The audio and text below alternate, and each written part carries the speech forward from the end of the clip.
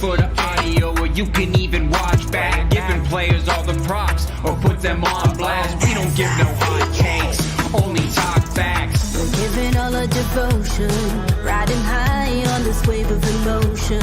Going all out, yeah, cause this is our time. No, ain't no stopping us till we reach the finish line. All in, we came here to win. We're gonna give everything. S-I-C-K on the run. S-I-C-K, sick, sick.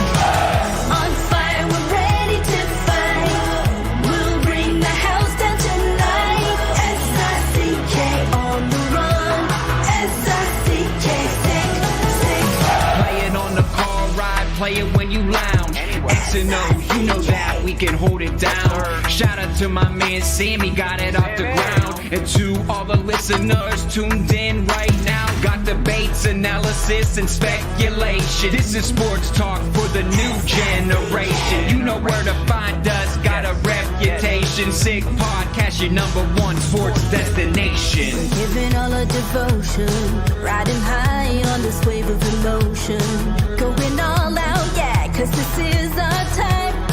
No, ain't no stopping us till we reach the finish line. All in, we came here to win. We're gonna give everything. S-I-C-K on the run. S-I-C-K, sick, sick. On fire, we're ready to fight. We'll bring the house down tonight. S-I-C-K on the run. S-I-C-K, sick, sick. S-I-C-K, it's the sickest podcast. Tune in for the audio, or you can even watch back. Giving players all the props, or put them on blast. We don't give no hot takes, only talk back. S-I-C-K, S-I-C-K, S-I-C-K, S-I-C-K, S-I-C-K, S-I-C-K, S-I-C-K. All in, we came here to win. We're gonna give everything. S-I-C-K on the run. S-I-C-K, sick, sick. S-I-C-K, it's the sickest podcast. Tune in for the audio, or you can even watch back. Giving players all the props, or put them on blast. We don't give no hot takes, only talk facts. We're giving all our devotion, riding high on this wave of emotion. Going all out, yeah, cause this is our time. No, ain't no stopping us till we reach the finish line. All in, we came here to win. We're gonna give everything. S-I-C-K on the run. S-I-C-K, sick, sick. On fire, we're ready to fight. We'll bring the house down tonight. S-I-C-K on the run. S-I-C-K, sick, sick.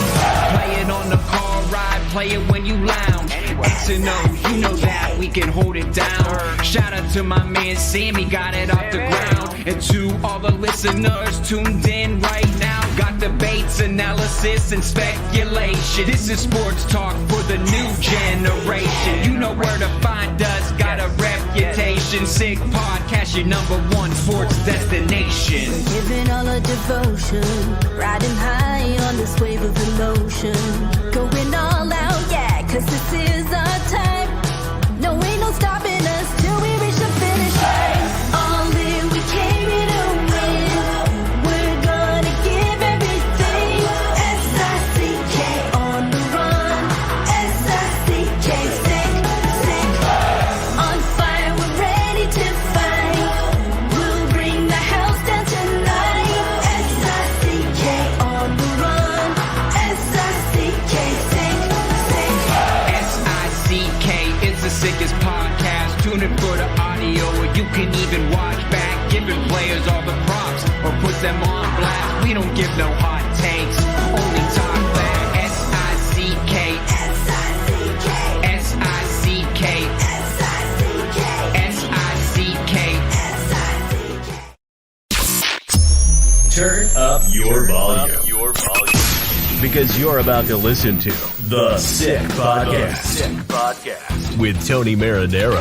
55 seconds left in the penalty, a minute and 27 seconds left in regulation time. Boston 4, Montreal 3. Lafleur coming out rather gingerly on the right side. He gives it into Lemaire, back to Lafleur. Oh! The sickest Montreal Canadiens podcast. You're in the fall! Sports entertainment like no other. Rejoint, on lui fait perdre la rondelle, une passe devant. Et c'est le dégagement et ce sera la victoire des Canadiens. Coupe Stanley pour les Canadiens. Le 23e de l'histoire. You found the dogs! John, you found the dogs! He found the dogs! And all together, they worked a young team to the top. And now, a 24th Stanley Cup banner will hang from the rafters of the famous Forum in Montreal. The Canadiens win the Stanley Cup! Brought to you by Energy Transportation Group. Driven to be different. Tibi. Embrace your true nature. And Playground, your premier gaming destination. It's gonna be sick. It is going to be sick on this Tuesday, November 14th. I am Marinaro, 1 minute past 10 o'clock Eastern, and the Montreal Canadiens lose by a score of 2-1 versus the Calgary Flames on home ice. The Canadiens losing after losing on Sunday night at home versus the Vancouver Canucks, and they're going to try to avoid 3 straight home losses on Thursday night when they host the Vegas Golden Knights. This one wasn't pretty. This one wasn't easy. This one did not see a lot of goals. Not on the power play either. A power play that's been doing really, really well in the last 3 weeks or so, that had propelled itself into the top 10 of the National Hockey League, went 0 for 4 for the Montreal Canadiens tonight, and they just couldn't mount any offense. And the little offense that they did mount, well, it's Gustav Lundstrom, a defenseman who scored for the Montreal Canadiens. So the offense just couldn't get itself going. The forwards couldn't get themselves going. Cole Caufield had 8 shots in this game, but he couldn't get it in either. Struggling Cole is, even on the power play where it looked like Nick Suzuki set him up for what looked like to be an empty cage, and he missed the net. That's not Cole Caufield like. He now has 1 goal in the last 9 games. Are we ready to hit this? I won't do it just yet, but what I will do is I'm going to bring in Grant McCagg of Recruits and Recruits.ca. As I just sneezed, what's going on? Hey, oh, that was a tough one, Tony. Yeah, playing a bottom feeder like that, and you got to be able to get the 2 points against the teams that, if you want to be competitive for the playoffs. Yeah, you got to win those games against the Calgarys. Yeah. Don't ask me why, because I'm probably wrong more often than I'm right. I thought this one was going to be a very close game the way it was. I thought Calgary was going to come out on top the way they were. I don't even know why I thought that. I think when I looked at, Calgary doesn't have the strongest team on paper. I get it.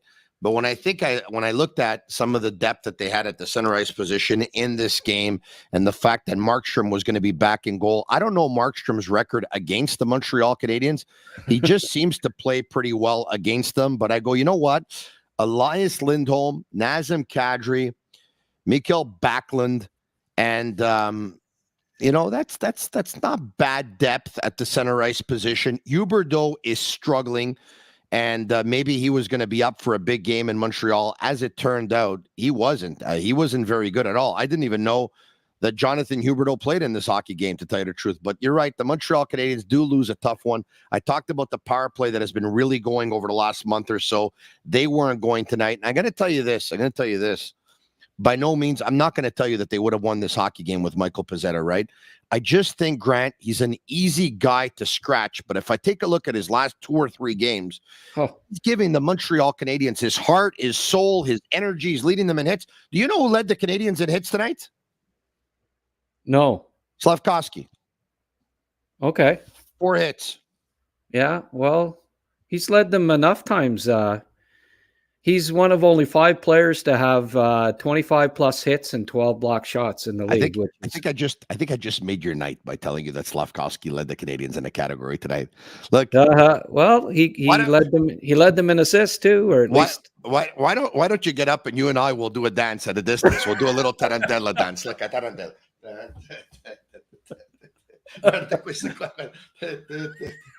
Listen, I don't want to show my shorts, but or I'd get up, Tony. Yeah. Okay. Oh, you're wearing shorts, huh? All right. there are enough of us to go around. Even I get involved in that category every now and then, who say, you know what, I'm a little bit worried. I'm a little bit worried. Doesn't have a lot of production. 2 points going into the game tonight in the last 15. And you've been one guy who's been very consistent with his views that, let's not panic here. You've given a bunch of examples of other players who have been in the league for about 4 or 5 years now. We're seeing what's going on, of course, with Alexis Lafreniere. He's not the only one, but you can add Lafreniere's name to the list of players that people were worried about, so much so that Larry Brooks was worried about him even a month ago in training camp, or a month and a half ago, saying this guy doesn't even look like he's trying. And now all of a sudden, he's on a pace of a goal every other game. You've been pretty consistent with your views. People, be patient. There are some positive signs. The points aren't coming, but there are some positive signs. You're on the program tonight. You're on the Sick Podcast. Talk to me about some of those positive signs. I just think he's playing really well. And I've seen improvement since the start of the year. Every time he's been put with offensive players, he's looked good. He started the year with Dach and Newhook, and they looked really good.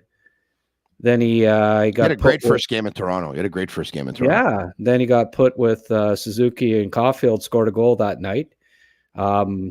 Since he's been with Dvorak and Caufield, tonight was the first night that he had a point, but that line has been snake bitten. Like they had 11 shots on goal today. Yeah, in between all of that, we should point out that he played on a line with Newhook and Anderson, and of his moments where he probably was that he was lesser effective, was when he was with those players. But in the games that you highlighted, the first game of the season with Newhook and the Dach, he was very, very good. Yeah. And then when he played with Caufield and Suzuki, he scored a goal that night, albeit not with them, but on the second wave of the power play. I really liked his last 3 games. I see him. Yeah. It's funny what a goal can do every now and then. But that goal in St. Louis, since he scored it, I find he's playing more confident. And he's using his body more. I don't think it's a coincidence that tonight he led the Canadiens in that category of hits with 4 hits in the hockey game. He's using his body a lot more. The other night, he got hit and hit hard. And after he got hit and hit hard, but he didn't put himself in a bad spot. He was a hockey player. He got hit. And after he got hit, it seemed like he really started, it was kind of like, all right, okay, I'm awake now. Let's go. And I thought he was good the other night. I think he's been good. And I count me among those who at one point said, I think we got to start thinking about Laval here for his confidence to get points. Sure. And I might revisit that, by the way. I might revisit that at some point. But in the last 3 games, I really liked them. Yeah. The puck seems to be following him around, the last 3 games, which is always a good sign. He's anticipating to play well. I think he's doing less standing around thinking and just, moving, utilizing that speed that, we saw that live, Tony, when you're right at ice level, like we were for that game in Winnipeg. The kid can skate. Not in Winnipeg versus Winnipeg. In Winnipeg. In Winnipeg, okay. Yeah. Versus Winnipeg. Yeah. In Montreal. Yeah. Yeah. Anyway, sorry about that, but don't worry about it. I'm just having fun with you. He's a good skater. He carves up the ice. He eats the ice. When he skates, the ice is in pain. As a matter of fact, on 1 or 2 occasions, I heard the ice grimace.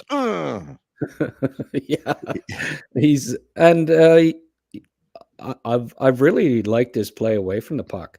And Marty, it's been nice to hear Marty bring that up a few times lately, where he's making the right reads. Even tonight, there'll be a couple of highlights that I'll end up posting on Twitter when they come up. But where he was the guy back, he ended up making the defensive play, and it wasn't mentioned at the time, but it was. If he hadn't jumped back, Calgary gets a break, and so he reads the play well. And I even saw that in his draft year, where I think his sense has been taking a bit of a beating because we've seen him panic with the puck at times, and even in the first period of the game, the last game, where he, you know, where he got the puck in the slot, and we've seen it a few times this year. Even the Winnipeg, the game against Winnipeg, he, you know, he kind of had hiccups when he got the. It's like he just panics a little bit when he's got the puck in the slot area. But I've noticed after the first period last night, I don't know if they had a talking to him or not, but I wonder if that panic is a result of overthinking, right? He just started shooting the puck, and he's got a really good shot, and they'll start to go in for him. I haven't seen that yet, though. I haven't seen that yet. This year, the shot. Yeah. Oh no, he's got a really good shot. No, but have you seen it this year? Like, I mean, we heard the same this year. Have you seen the shot the kind of shot that he has? Have you seen it? Where he really got all of it, where he said, okay, he shot the puck. Oh, yeah. He's had 2 or 3 that really good shots, but I mean, they haven't gone in, right? He hasn't scored on a nice shot, so we're not seeing it, you know. I mean, how many goals does Cooley have? 1? Yeah, you're right. We haven't seen his great shot either. No. I mean, they're kids. Shane Wright, haven't seen his great shot yet this year either, Tony. It's did you see his play on the Lindstrom goal? Yeah, that was nice. Where he did the spin around. Correct. He spun in the offensive zone by the boards on the left-hand side. He was marked by Sharankovich, and he spun and turned him before giving the puck to Dvorak behind the net, who found Lindstrom on the side of the net, who was able to put it in. He didn't just pass he had a man on him. He had a decision to make. He had a second. Okay, you got to make a decision here. His instincts took over. He spun and turned him. It was a really, really good play that led to a secondary assist, but it almost seemed like a primary assist for me because it was just a really good play by him. Yeah. And we've seen that more and more as the season's gone along, where he's making instinctive plays along the boards where he, you know, yes, he's still losing the puck a bit too much, and you get a little frustrated sometimes with it because first overall pick, you want him to be perfect, but it's a learning curve. And I think what we've seen, particularly in the last week, is a really noticeable improvement in his game. And a lot of it has to do with confidence. I think he's confident. He's doing less thinking out there and just reacting. And he's got good instincts. I mean, I saw it. I scouted him a lot in his draft year, and I saw a lot of things that I liked that we're starting to see at the NHL level. And I think it's just gonna get better as the season goes along. I think he'll end up picking up 30, 40 points before the year's. You know, there's 66 games to go. You know, I was looking back at Joe Thornton because he's been a good comparable there, where he struggled offensively in his first year. His first 31 games, Tony, he scored 1 goal and had no assists. For a guy that ended up with the 7th most assists in NHL history, that's quite notable that, you know, Joe wasn't able to pick up an assist in his first 31 games. So it's not an easy adjustment for all players at the NHL level. And I think what we're seeing is Slafkovsky's getting comfortable.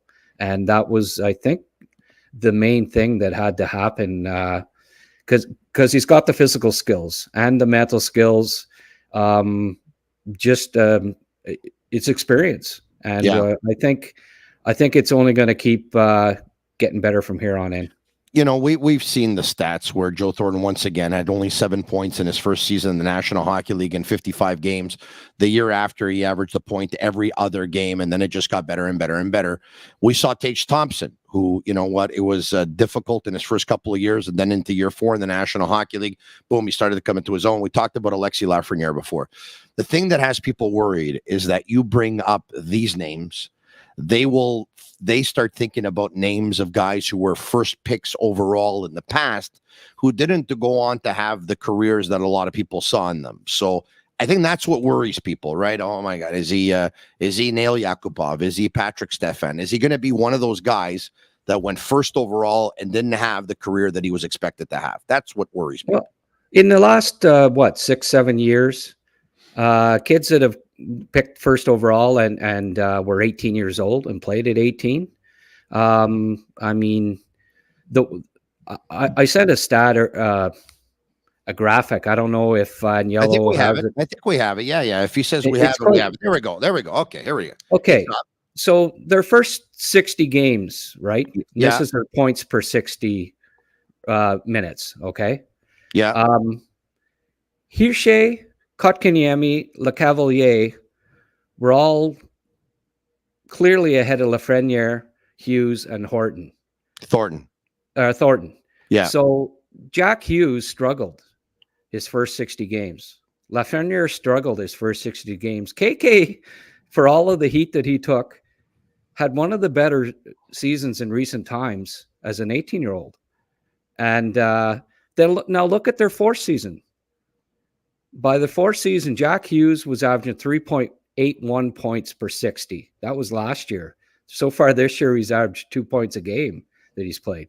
It basically got flipped, where Hirsche is averaging quite, in his fourth season was averaging quite a bit less. So we've seen guys that had really good first years, and you think, oh, they're going to be superstars, and then they don't develop like you would think if you said, well, Hirsche is going to be a better NHLer than Jack Hughes based on he had almost triple the points, for ice time in his rookie year. Well, that is an example right there that it's way too soon to look at stats and say, oh, well, that guy is not going to be a high point scorer because look at his first 60 games. Well, Okay, Joe Thornton averaged less than a point per 60 minutes his first 60 games. And he's the seventh all-time assist leader in the NHL history. So, yeah. So in his first 55 games, including tonight, Slafkovsky averages more than a point. He's up to 1.09 now after tonight. I added in tonight's game. So 1.09, and he's still got another 5 games before he hits 60.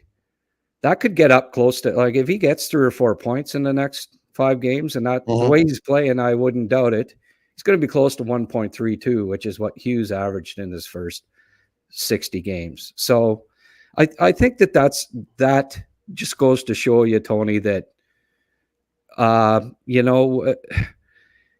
you can't put all your eggs in one basket and look at, as Marty St. Louis said the other day, well, because the reporters keep asking him about Slafkovsky struggling even after he's played good games.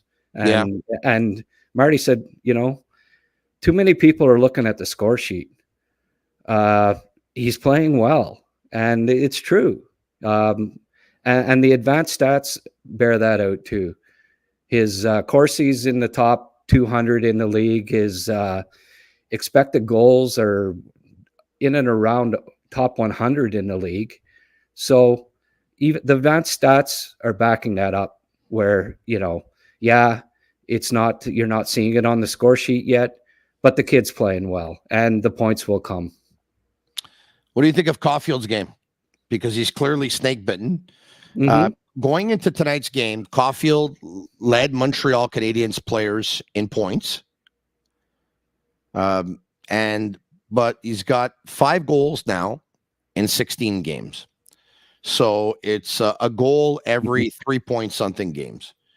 He's a streaky scorer. We know that. At the beginning of the season, it looked like he was going to score like 60 goals. And now we're wondering if he's going to score 35. Tonight you saw and scorers are all about confidence, right? When the confidence is high, they all go in no matter where. Like, he fanned on 3 shots earlier this season. I think he scored on those 3. And, but, his confidence is low right now, and he's got a pass from Suzuki in his office, and he ends up missing the net. Have you, other than the player's confidence is at a low, other than the player looks like he's a little snake bitten right now and a little bit unlucky, Have you been able to put your finger on anything that you think he's doing differently? Is there anything that you're noticing why he's not scoring with the same frequency as you would think that he would? Well, I look back to the year that he started the season under Ducharme. What were his stats there, Tony? I think he had 1 goal in 30-something games. Right.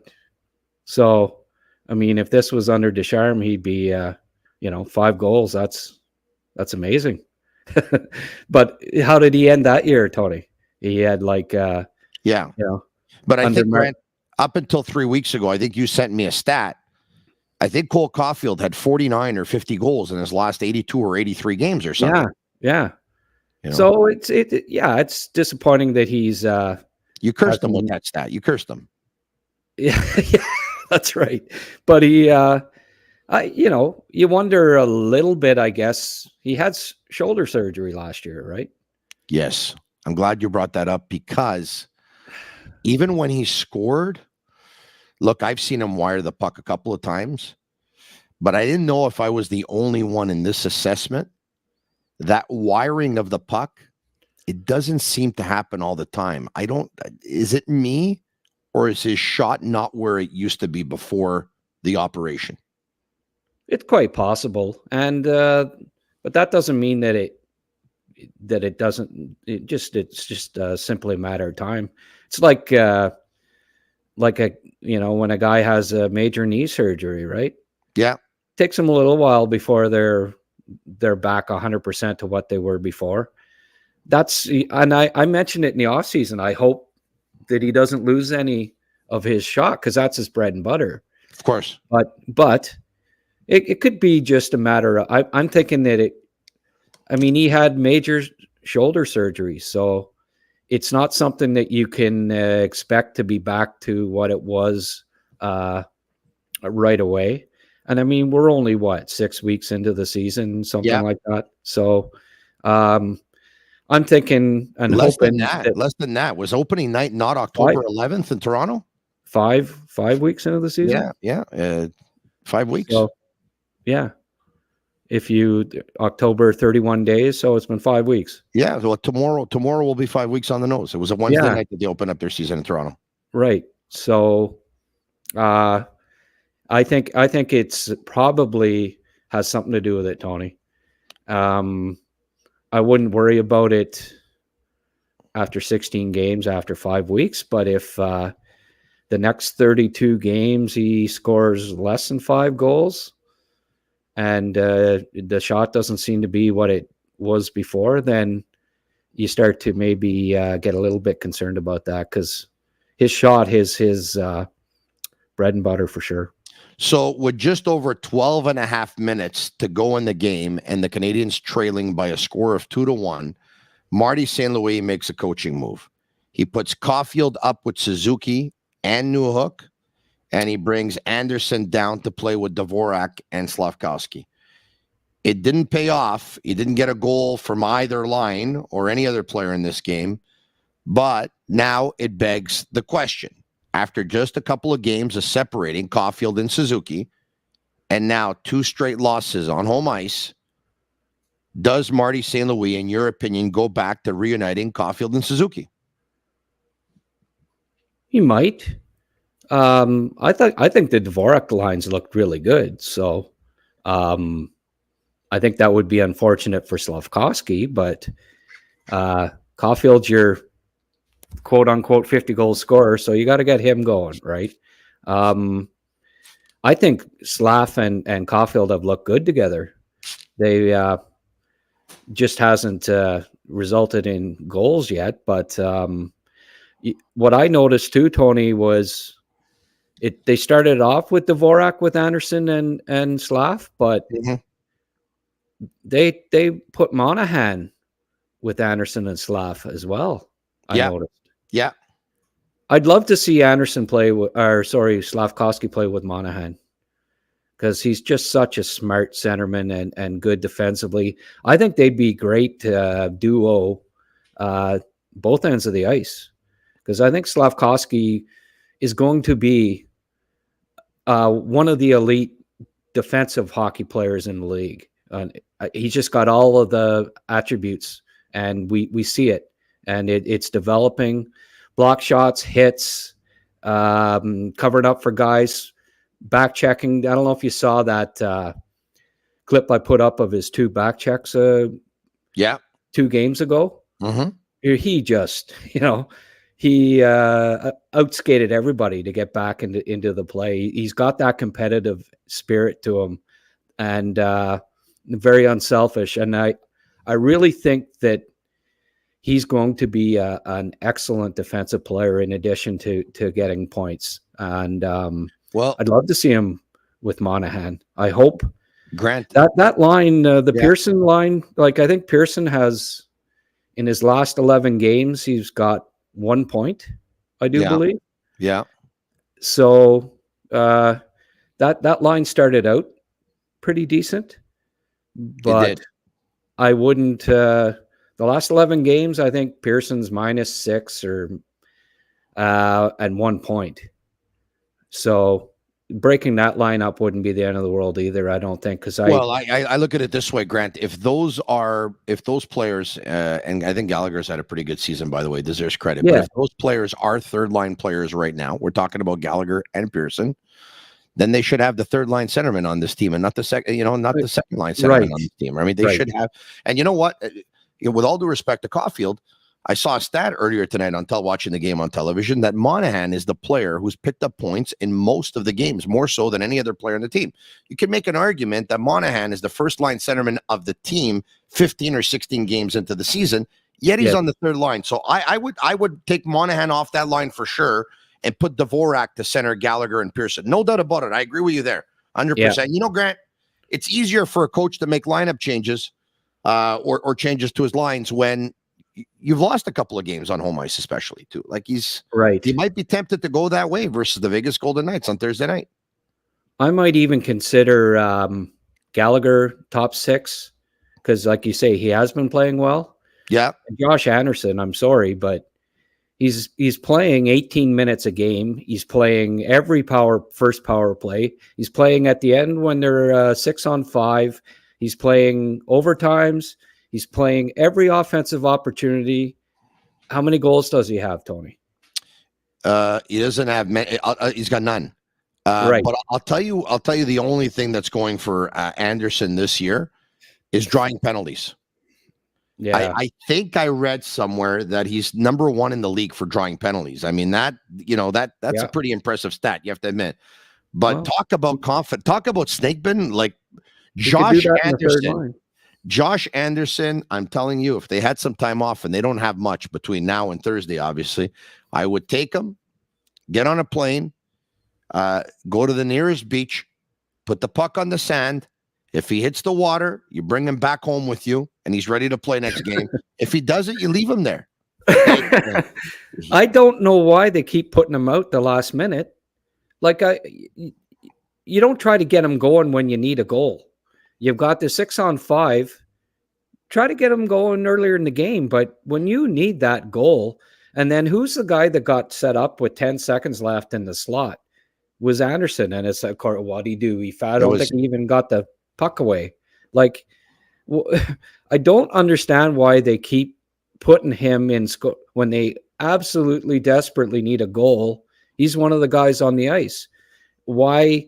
And on the power play, like they didn't have Slafkovsky on the ice, did they? At the end, no, they have never. They don't ever. And why do you Anderson? think? I mean, God bless him, but he's not a playmaker. He's got 3 power play assists in the past 4 years, I believe it is. He doesn't screen the goalie on the power play. He sits up in the high slot as a sniper, and he's not scoring. He hasn't scored a goal all year. And he's been on the first power play. They trot him out. They put him out 6-on-5 at the end of the games faithfully. And the other thing that I find funny is that first power play unit, they stick him out. They could have played a 2-minute shift. And if they get a penalty, they're out there. Like, it doesn't matter. They're dead tired. They go out. Anderson again tonight. He just had a long shift. And, you're thinking, okay, well, surely they'll put Slav or Newhook or somebody in there to start the you see him in the face-off dot and he's sucking wind and then they had to rush back to get, because Calgary almost got a break, and they were all dead tired because they'd just been playing.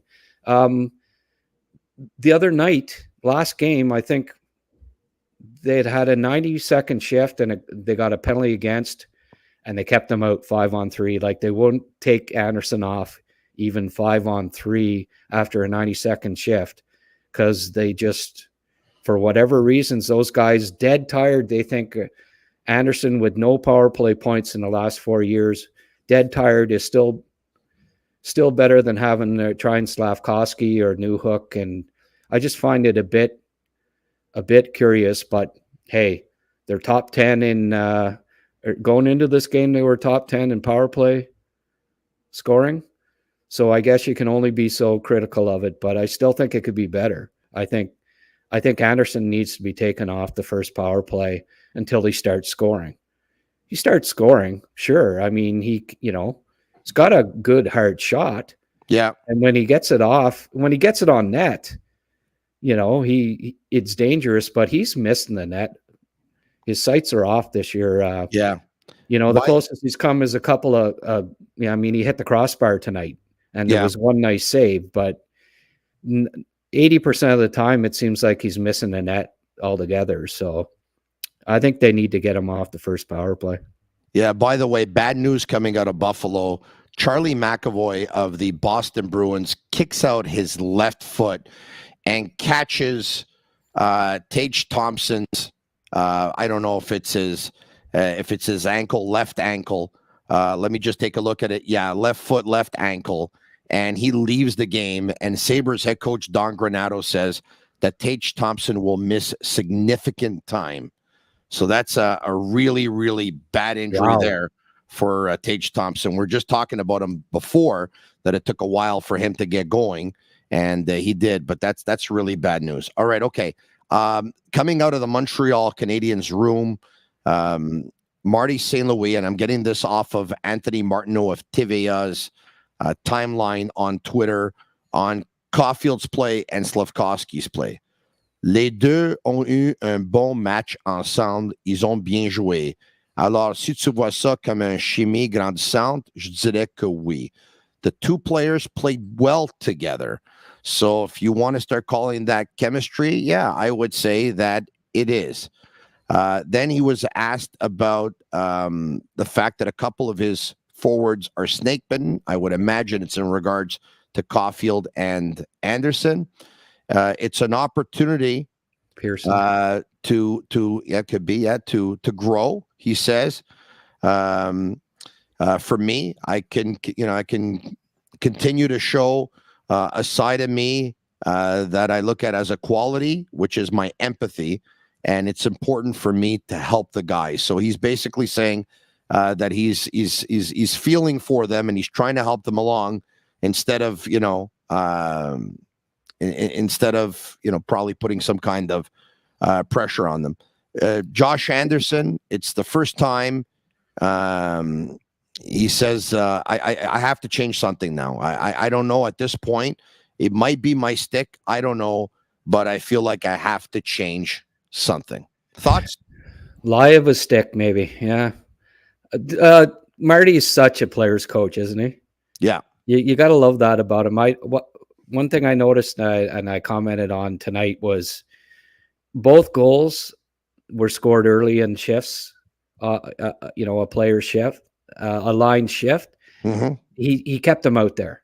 And we saw that, remember Michel Therrien, if it could be a 3-second shift. And if you were scored again, you were off, Mm-hmm. You may not get on for another 5 minutes. Like he just stew because the line was on for a goal against. Marty will keep the line, put the line right back out at center ice, line up for the next one. I got thinking like it must have bothered him when he played and he get pulled off after 15 seconds because the other team scored. It wasn't necessarily their fault, but just the coach would get mad, get angry at the line for being on for a goal against. But the Winnipeg game, remember, Tony? Yeah. The start of the period, New Hook's line, goal against, second period. They put them right back out there again, but they scored again, right? Yeah. Somebody was commenting, and I didn't notice at the time, I'm going to go back and have a look at the tape, but was saying that the defense pairing stayed out there. That even after the 2 goals and one line shift, that apparently the 2 defensemen, even after starting the period in the first minute with goals against, that they stayed out there. So I think it was probably that game. So I'm going to go back and have a look at it, but it just goes to show you that, a line never likes to have a goal scored against them, and they want to stay out there and they want to make amends for it. And Marty says, okay, I'm not going to blame the line and punish you by taking you off after being on for 15 seconds. You go back out and make amends. And I like that approach. I think in the long run, it's moves like that that are going to help the Canadiens as they grow as a team. But I'm telling you, it's just they keep trying to find a good top 6, and we see it more and more where that Dach injury is just. If they had Dach this year, they could be. I really think they could have contended, because there's a lot of other pieces that are falling into place with the team. Yeah, and they may be just a Kirby Dach short of being contenders this year, and it's unfortunate that they had him. I said at the time when he went down, you'll be able to make up for the loss of Kirby Dach short term, but long term, it's just going to catch up with you, because they couldn't afford. They had some depth, but they couldn't afford that. By the way, Jose Levesque tells me Tage Thompson came back after the ankle injury, but didn't come back after he took a shot on the wrist later in the game. Thank you very much for that, Jose. Just going by what I'm reading off of Twitter, of course. So thank you. I appreciate it. All right. Okay. We're going to get to your calls, by the way. Yeah. When you said there was something bad, and then you said Charlie McAvoy, why is this bad? This is sounding like it's going to be good. McAvoy's injured? No, I don't want any player injured. Obviously, no, I know that. I know that. But if it was going to be somebody, a Bruin would, I'd settle for a Bruin. But anyway. Why don't we bring up the score sheet if we can very, very quickly before getting to your calls? And we're opening up the phone lines at 1-888-5856, 1-888-585-7425. The scoring came in period number 2. It was Nazem Kadri. Flames clear the zone. The puck, Grant, gets behind Gustav Lindstrom. And all of a sudden, I think the last man back is Justin Barron. Kadri has the puck, being watched by Dvorak, and he makes a move on Dvorak, spins and turns, takes a shot, one that I think Montembeault should have had, but it goes in. Then we talked about the great play that Slafkovsky made by spinning and turning on Sharangovich, passes the puck to Dvorak, to Lindstrom. So Dvorak and Lindstrom are able to make amends for what was a mistake by both of them on the first goal. So that cancels itself out. But then at 13:07 of period number 2, what I retained from this goal was a couple of things.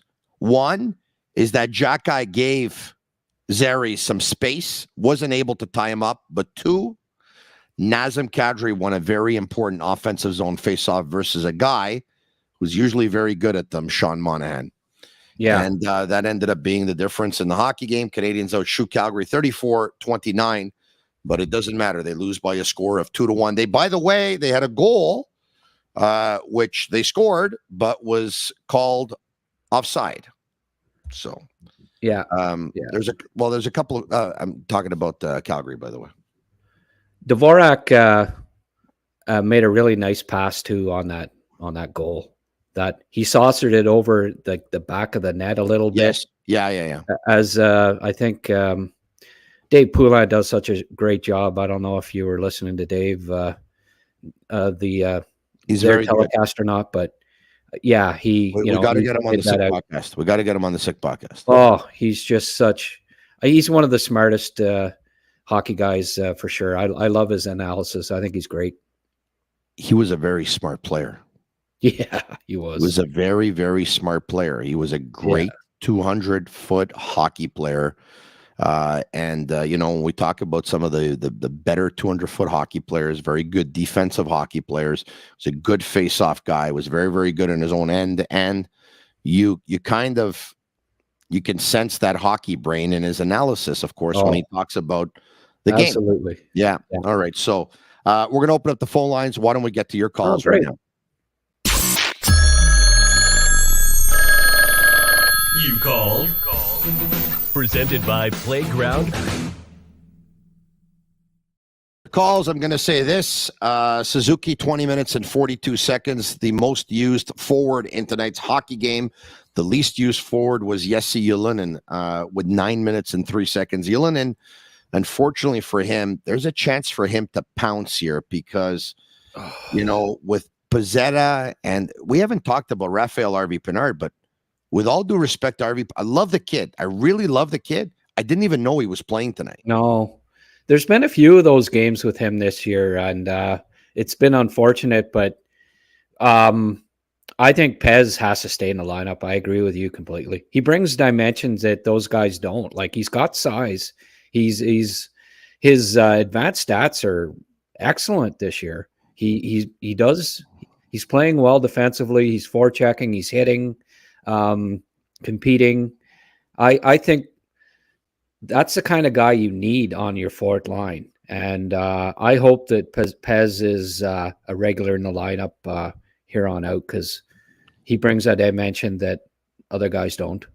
A shout out to Playground, over 600 machines, poker tournaments, and Playground casino games, daily promotions, and unmatched customer service. Why go anywhere else? Located just over the Mercier Bridge, only minutes from downtown Montreal. Playground. We'll go to the phone lines at 1-888-585-SICK, 1-888-585-7425. Jeff, what's going on? You're on with Marinaro and McCagg. Jeff, are you there? Hey, how are you, Tony? Good, you? Good, man. First of all, I got to say, I've been watching you, listening to you since your days at Tibi Sport. Love you, man. I'm from Fort McMurray, Alberta. One question I got for you. Hold on a second. Thank you for that. I'm curious. Since my days at TV Sport, I started a year and a half ago. How long have you been watching or listening to me? I've been day one of the podcast. Day one of the podcast. Okay, very good. Thank you very much. I appreciate that. Well, maybe a week or two late. All right. That's all I gotta ask you. This is uncensored, correct? Fort McMurray. Did you go out for the oil boom or what? I did actually, yeah.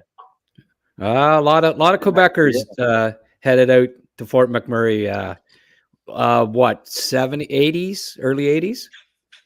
Yeah, that's right. Yeah. First of all, Tony, I assume this is on time. I'm just going to wing it. You are one handsome bastard, I got to say. I would agree with that 100%. Thank you very much. I know you would, Tony. He doesn't want to talk to me. Okay. Josh Anderson has to make a change.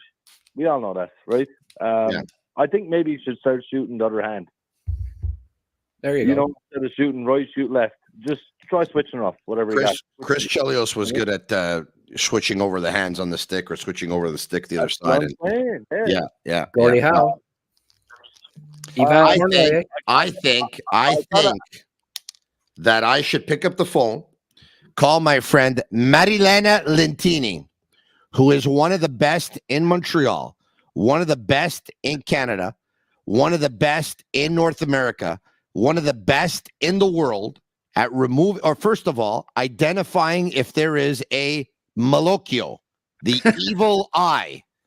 And if there is, her and her sister will get on the case and they will remove that malocchio the way they did back in the day when I used to work radio and Sergei Samsonov was struggling and they removed the malocchio a game that they played in Atlanta versus the Thrashers, and Samsonov scored, and Pierre Hood said, Samsonov seems like a guy who had like an evil spirit in him, just removed. This is not a word of a lie.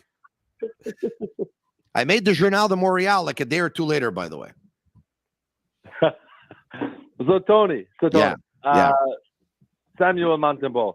Yeah. Where are we at on contract talk after tonight? Well, according to several people who are more or closer to the situation than I am, because I'm not very close to the situation on this one, they say that the Canadiens are in advanced talks with Samuel Montembeault. And now the big question is how long? I take a look at Kent Hughes' history with contracts. There's a couple of players who got 2-year deals, and there's a couple of players who got 4-year deals. So I'm thinking it's going to be a 4-year deal because this player is set to be an unrestricted free agent at the end of the year. Now, how much is he going to get? Well, I said on TV earlier tonight, I'd give him a 3-year deal at $10 million, but I wouldn't be surprised if he ends up getting a 4-year deal at $3.85 million per season, which is the same amount as of money as that Jake Allen makes. What do you think? You know, I think Montembeault is going to get the French special in Montreal. I think we're going to sign him. You know, you look at. Can you think of the last French Canadian player that signed long term in Montreal? Jonathan Drouin, 6 years, $33 million. Yeah, exactly. I think they're going to roll out the red carpet. I am hoping that Kent Hughes. Listen, I'm not from Quebec. I've cheered for the Habs my whole life. I hope that Kent Hughes, as the smart businessman and stockbroker that he is, uses his head over his brain, or over his heart, rather. And I hope that they treat this. I believe Montembeault should sign in Montreal, but I hope that they kind of are a little more logical with it than they were. So what would you give him? What would you give him, Jeff? I understand the drive to sign French players in that market. I get it. But I hope that they're a little more logical and look at it from a statistical standpoint. What would you give him, Jeff? What would you give him? I'm sitting at a 3.5 a year. If they want to sign him 3-4 years, I'm fine with it. But I think a 3.5 is a healthy contract for a man of that caliber. Grant, how much is he getting in your opinion? You know, I have not given a single thought to this, Tony, right till now. I mean, the league average is 3.5 million, right? Mm-hmm. I'd say he's an average NHL goalie. So somewhere in that sounds reasonable to me, somewhere around the league average. Jeff, thanks for calling. I think you made some very, very good comments. One in particular was better than the others. When you talked about my looks, of course. We'll talk to you soon. Thanks, Jeff. I appreciate it. Cheers, Tony. God bless. All right. God bless you too. All right. Okay. Where are we going exactly here? Where are we going? Snap me in yellow. Juliana and Master Control. Open up the phone lines at 1-888-585-7425. We're going to Mike. Mike, you're on the Sick Podcast. What's going on?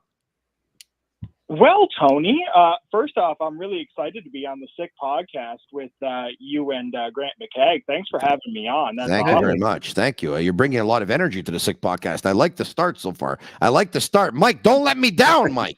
Don't let me down. I won't let you down. I'm right here with you. And I'll tell you right off the hop, as a good Nova Scotia kid, I'm really excited to talk about Montreal Canadiens hockey, because I'm sure you remember Mike McPhee, legendary. Oh, yeah. Canadian mustache. Mike McPhee, 1986 Stanley Cup, played on the fourth line with Brian Skrulin and Claude Lemieux. Good Maritimer. Good fella, you know that. I'll tell you this. The reason why I'm calling, though, is because I want to talk about the Montreal Canadiens power play. I've seen this all over Twitter, and it's kind of driving me a little wild. Do you guys know where the Montreal Canadiens are ranked right now on their power play? 10th before tonight's game, if memory serves me well. Yeah. 10, top 10 in the NHL. Yeah. Holy cow. That's wild to me. We're ahead of right now on the power play right now. The Golden Knights, we're ahead of the Bruins, we're ahead of the Kings, the Penguins, the Avalanche. What the heck? And you know true. You know what's even crazier to me is the fact that, Mike, you could have called us anytime to talk about their power play that was ranked 10th. For example, you could have called last night but you ended up calling tonight when they went 0 for 4 on the power play, Yeah. lost the game by a score of 2-1, had so many chances on the power play, but couldn't bury it. And tonight you're calling to talk about how impressed you are with the Canadiens power play. Check the stats tomorrow. They'll be down to 15 after that 0 for 4. It's early enough in the season now, and it's close. I bet you they're like 13th, 14th now. But you know what the cool thing, too, is? Yeah. And it was mentioned on tonight's broadcast, is their leading point getter on the power play. Don't worry, Mike, because his name's Mike. His name's Mike too. Mike Matheson. It certainly is. I got to tell you, I'm a big fan of it. And honestly, like just watching how it's going right now, and I think we're trending in the right direction with the power play. And I know, like, you know, like when you get into the playoffs and stuff, like, you know, your power play matters that much more. But I think what you were saying earlier about like if Kirby Dach was on this team right now, you know, I could very easily, like, you know, if Montreal got lucky and ended up in Toronto in the first round, I'm not saying they're wiping the floor with them, but I'm betting it's a series. Hey, Mike, before I let you go, 1986, Game 3, Canadiens at Rangers, Madison Square Garden, and Stanley Cup Final, Game 2, Canadiens at Calgary, the Saddle Dome, overtime. What happened in both those games? Well, Tony, I hate to be the bearer of bad news, but I got to tell you, I wasn't born until 88. Wow, then you got to pass on this one, my friend. So I'll give you a little bit of hockey history. You know, because you talked about Mike McPhee. 1986, round 3, Canadiens versus the Rangers. Canadiens win the first 2 games in Montreal at the Forum. They go to Madison Square Garden, and they're in overtime. And James Patrick, I believe, trips up with one of the officials, and Claude Lemieux and Mike McPhee go on a 2-on-0 breakaway. McPhee passes to Lemieux. He goes up and over John Van Beesbrook under the bar, scores the game-winning goal. Claude Lemieux does on a pass from Mike McPhee. The Canadiens take a 3-0 series lead. The Rangers win Game 4. The Canadiens end up winning Game 5. On to the Stanley Cup Final. They go 1986. The Calgary Flames win Game 1 of that series. I believe it was by a score of 4-1. But in Game 2, the Montreal Canadiens, I believe, win by a score of 3-2 in overtime. 9 seconds into overtime, Mike McPhee. Screwed? Yes, fake slap shot pass to Brian Screwlin, who redirects to beat Mike Vernon. 9 seconds into overtime. So 2 big plays by Nova Scotia's Mike McPhee in the 1986 playoffs. Not to mention that, if memory serves me well, I believe he was on the ice with Claude Lemieux when they scored that game-winning goal versus the Hartford Whalers in Game 7 overtime as well. Mike, we'll talk to you soon. There's a little bit of Mike McPhee history for you. I could be off on 1 or 2 things, but I don't think I am. But anyway, back to the phone calls. We go at 1-888-585-SICK, 1-888-585-7425. Where are we going exactly? We have AJ. AJ, what's going on?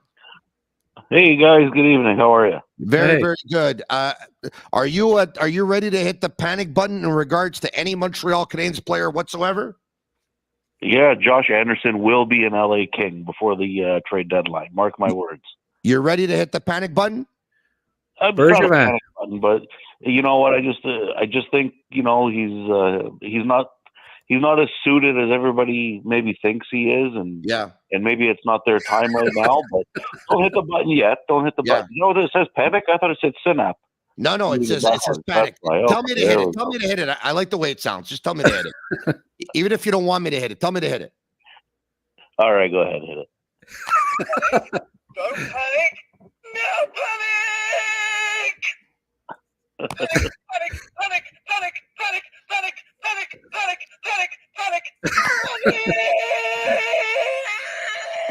There you go. All right. Okay. What else? Oh, so AJ, Marc Bergevin, who gave Josh Anderson that 7-year contract at $5.5 million, in your opinion, a couple of years later, being the right-hand man that he is to Rob Blake, will say to Rob, go out and get that guy.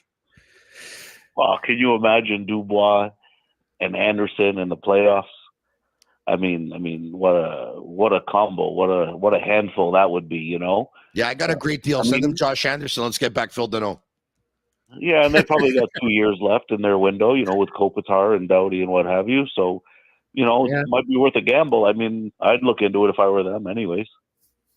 Right? Yeah. Grant, you see that happening? And, no, Bergevin, I could see that, something like that happening. I mean, it's a little early to write the obituary on the Habs being in contention still, but certainly if they're out of the playoff race at the trade deadline, Anderson would be a mind you, if he's still at 0 goals, I don't know that they're going to get a heck of a lot. You might have to hold on to him because trade value is not going to be worth a heck of a lot. You understood everything, Grant. You don't trade a player whose value is at a low. You trade a player whose value is at a high. That's why I said LA, guys, just so you know, because at the end of the day, I'm sure Hughes could look at, you know, Bergevin and say, listen, we both know who this guy is. Right. And I mean, they understand, right? Like, I mean, nonetheless, I mean, it's just a little food for thought. But I do want to say one thing. Grant, I'm a big fan of yours. I do owe you a favor. Before the draft last year, I had quite the Shane Wright collection.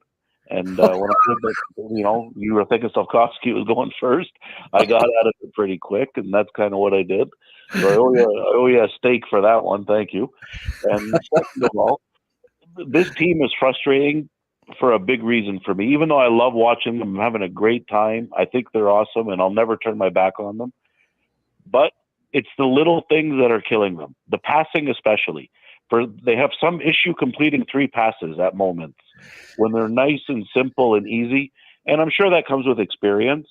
But I just wanted to kind of, you know, get your thoughts on it. And is that something that goes away? You know, like when you see the tic-tac-toe going on, not even on the power play, but just even in the game itself, the team doesn't seem to have that. You know, like 8-foot passes get messed up, 3-foot passes get messed up.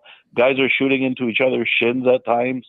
You know, a little bit too much sauce on the pass when they, you know, shooting it across the ice. I mean, I think that'll go away in time. And that's why I kind of think, you know, I'm not writing them off for the playoffs. They might make it, but they're just obviously not a contender for little things like that. Grant? How old are you, AJ, if you don't mind me asking? I'm 50, going on 25. Okay. Yeah. So, I mean, you're like Tony and I, you're a little spoiled from the past now. We remember those, you know, those teams that just the passing, back in the 80s and 90s. And well, I remember the 70s. And I mean, there's just those Canadian teams that just pass the puck around other clubs. And I know what you're saying. I think we were spoiled in the past, and, you know, we're still hoping for that day where there's enough skill again on the club where they can do that again. And I think it's still a little ways away in that regard. And some of it's experience, I think, and some of it's getting back a guy like Dach and maybe adding one more skilled guy. And and hopefully we'll be able to see the great passing teams like of the past. You know what? I think the best thing that came out of this conversation was he might be onto something.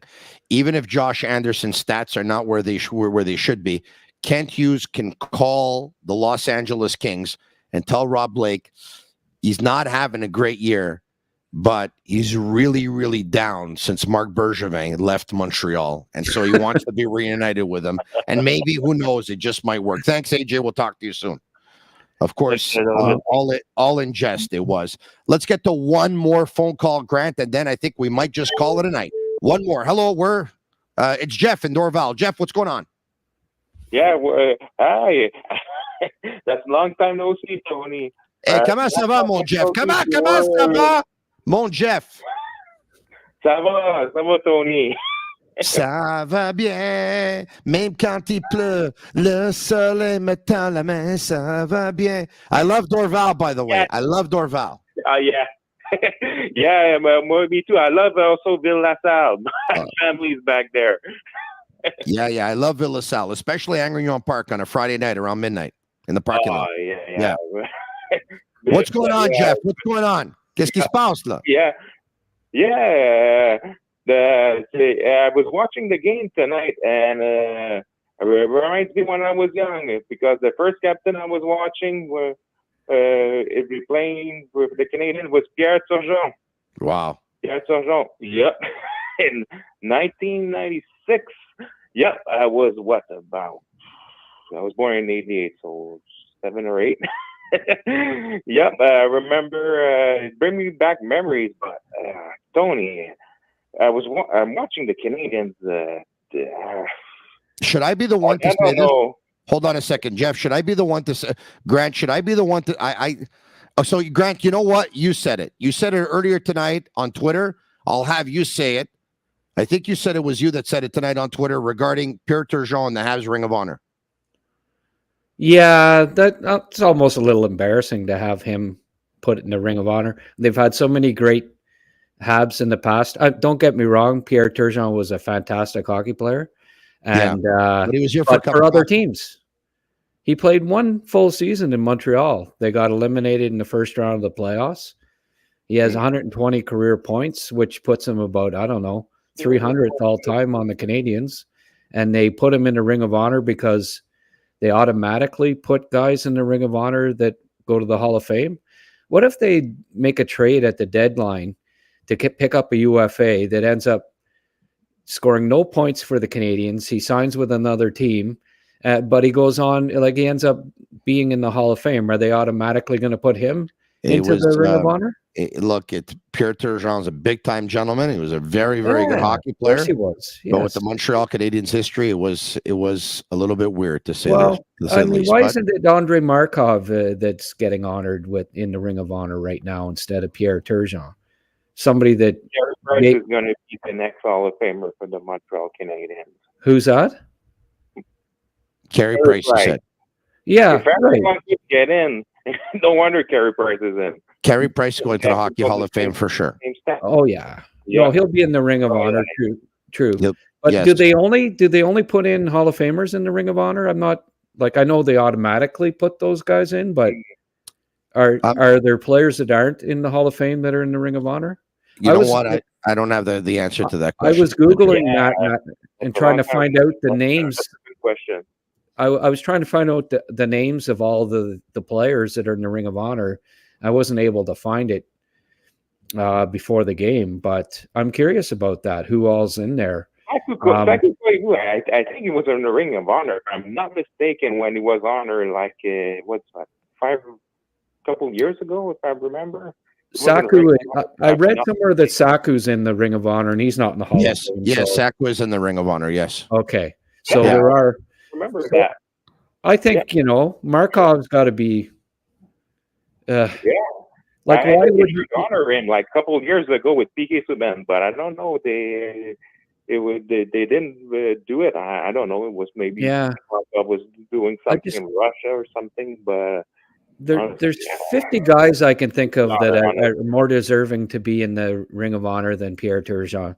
I don't understand why they have that rule where it automatically, because it looks bad now, Tony. I think a guy that played 1.5 seasons with the Canadiens is in the Ring of Honor, and that's nothing, taking nothing away from Pierre Turgeon. He was, Hall of Famer, and he deserves to be in the Hall of Fame. But is that not honor enough to be in the Hall of Fame? Why? I think he probably even felt a little sheepish about it being, put in Montreal's Ring of Honor when he never even won a playoff. By the way, Grant, I got a quick story for you. I got a quick story for you guys. I've said this before, so for those who have heard it before, I'm sorry, but I'm only saying it because there's people watching, I'm sure, and will be listening maybe later tonight or tomorrow, and they've probably never heard it. But so I started working in the media for the most part back in September of 2002. That's when I started at, another radio station that I was at for 19 and a half years, almost 20 years. But my first taste of media was back in 1995. 1995, a good friend of mine, Pino Azzaro, former general manager of the Montreal Impact, was hosting a radio show on CFMB 1410 AM, 1410 AM. I believe it was 1410 at the time. Anyway, long story short, Pino's hosting a show Sunday nights from midnight to 2 o'clock in the morning. And he knew how much I love sports and he knew how much I love radio. So he asked me if I wanted to help him out with his show, do some research work and stuff like that. So I said, yeah, I'd love to. So anyway, I start working there. I start doing research work. And I got a little microphone time here and there. Not that I was ready for more. I wasn't.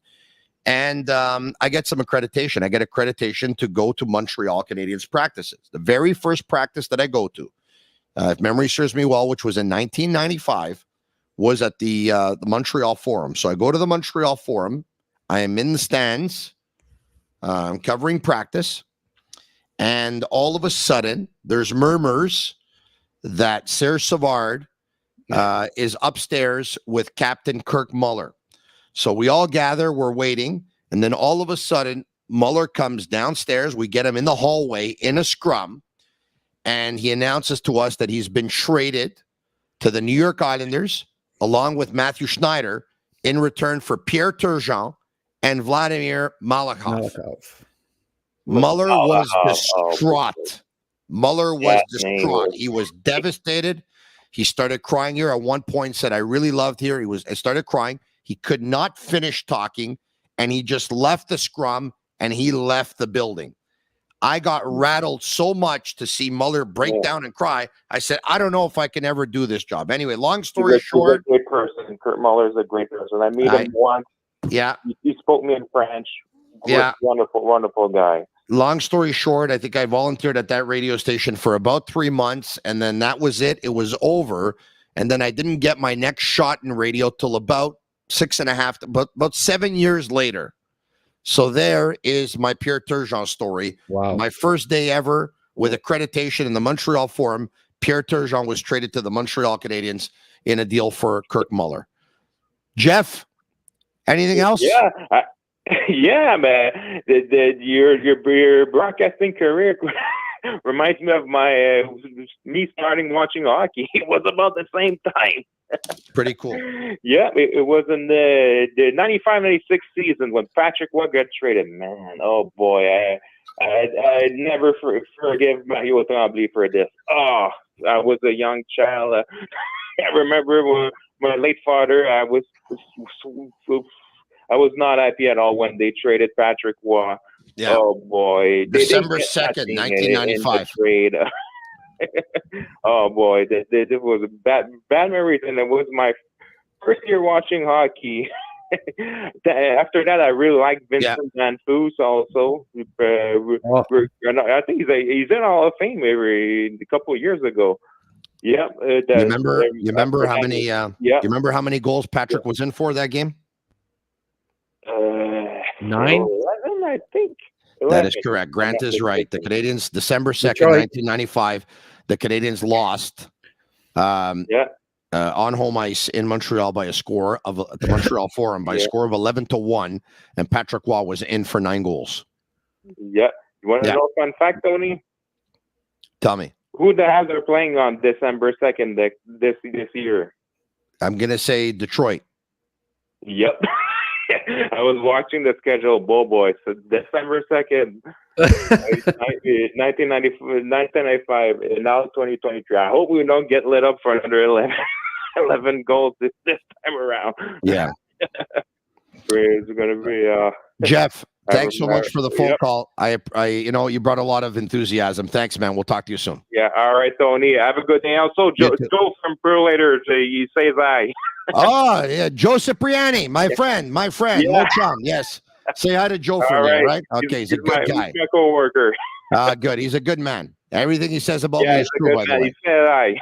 All right. Say hi to him for me as well. All right. There you have it. Tony. Jeff in Dorval. Grant McCagg of Recruits and Recruits.ca. If you haven't picked it up already, and if you haven't subscribed, you can get it at a minimal fee, anywhere between, I think it's $1.99 to about $3.49 per month. Is that right, Grant? I keep on asking you. Yeah, that's it. So less than $50 a year. You can get all your scouting reports. You can get in-depth analysis. You can get videos. You can get breakdowns. You can get articles with Montreal Canadiens players, prospects, members of the management team or the scouting staff or player development department, all that stuff. You can get everything for under $50. Everything. Grant McCagg, we'll talk to you soon, my man. He is also host of the Recruits Draft Cast podcast along with Shingomo. Always a pleasure, Tony. Talk to you soon, my man. Cheers, bud. Yeah. All right. There you have it. There's Graham McCagg. Marinaro, a shout out once again to Playground and to Energy Transportation Group, a leading full-service logistics provider serving all of North America. They are driven to be different. And these guys here, brewed in Quebec and a winner of a dozen international awards, the Bittt Tibi offers quality microbrewery beers made with premium ingredients for everyone's taste. La Bittt Tibi, embrace your true nature. For all of you who've been watching the Sick Podcast and listening to the Sick Podcast and watching on YouTube, on Facebook, on Twitter, and listening on Google, Apple, Spotify, and all the other social media platforms. Some of you, and we haven't met yet. Most of you haven't met yet. We have a chance to meet. Save the date. Saturday, December 16th at Playground. We're going to get together. We're going to play the slots. If you choose, we can have a beverage. We can have an hors d'oeuvre. We'll have one eye on the Canadiens and the New York Islanders. And I might even jump on for 30 minutes or so or whatever to break down the game live from Playground. Save the date. Tell your friends. We might even have a prize or two. I look forward to meeting you. For Agnello, Sammy, and Juliana, Master Control, thank you, everyone, for listening and watching. If you liked it, like it, share it with your friends. Comment Sick, S-I-C-K, S-I-C-K, and leave us a 5-star review on Apple if you can. They are Cavallaro. Good night, everyone. The Canadiens lose by a score of 2-1 to the Calgary Flames. 2 straight losses on home ice after losing Sunday night versus the Vancouver Canucks by a score of 5-2. The Canadiens will try and end that losing streak at 2 games when they host the defending Stanley Cup champions, the Vegas Golden Knights, Thursday night at the Bell Center. And tomorrow night, I'll be back Wednesday night, same time, same place, right here, most likely with Craig Button, by the way, Director of Scouting for TSN. Have a great night. I'm Marinaro, and yes or no? Yes, it's Everyone stop panicking. Good night. Talk to you tomorrow. And that's a wrap. Hope you don't miss us too much until next time. Follow the Sick Podcast with Tony Marinaro on YouTube, Instagram, Facebook, Google Play, and Apple Podcasts. The Sick Podcast is brought to you by Energy Transportation Group, driven to be different. LaVita.tb, embrace your true nature. And Playground, your premier gaming destination.